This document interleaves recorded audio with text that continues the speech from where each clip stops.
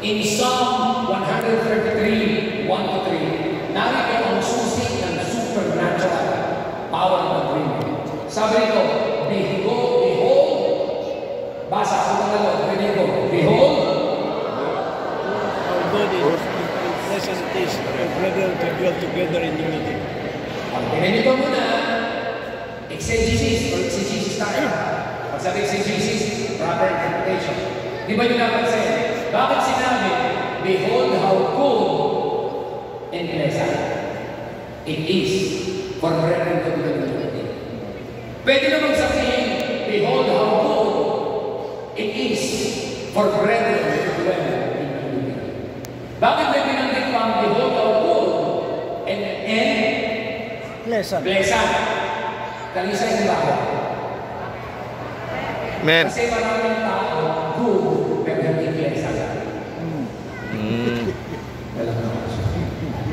Parang ganito lang.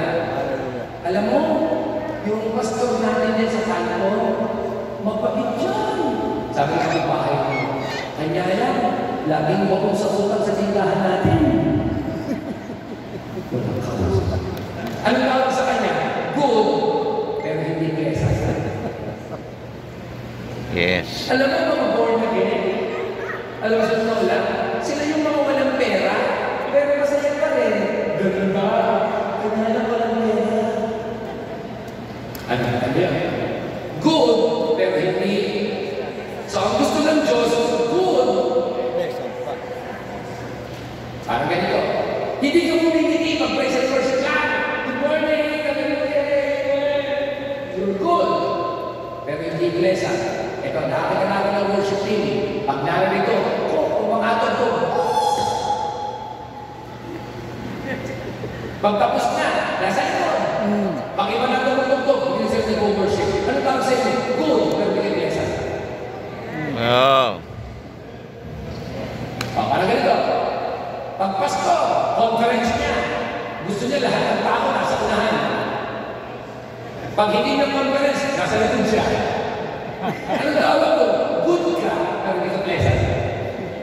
Yun. Nakakita na kami ng pastor, di ba hindi yung pastor, nasa sindikato.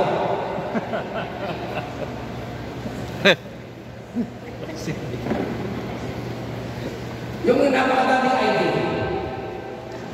Lahat na. Reverend Reggie Santiago, MD, DD, DDD, BCD, ABCDEFG. Pastor, wala naman pakialam ng tao kung doktor ka ba, archbishop ka, propeta ka, apostol ka, o kardinal ka, chaplain ka, o chapel ka. Alam mo kung ano lang gusto nito sa iyo? You will be a good